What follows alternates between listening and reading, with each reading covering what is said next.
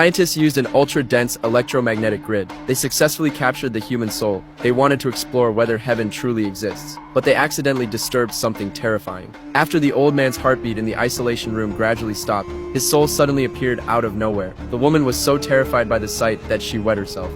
What happened? What is it?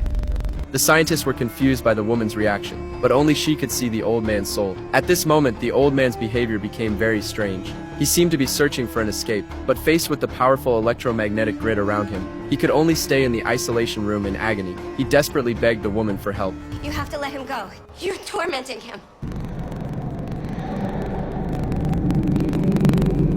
Just then, the scientists suddenly discovered an invisible force had appeared. It was roaming restlessly outside the isolation room. Seeing the old man curled up nervously in a corner, the woman hurried to inform everyone. It's not the hand of God. He is trapped. He's hanging there like bait, and something has come. To set the old man's soul free, the woman went to the main control room and cut the power. But the moment the power went out in the lab, an even more bizarre scene suddenly appeared.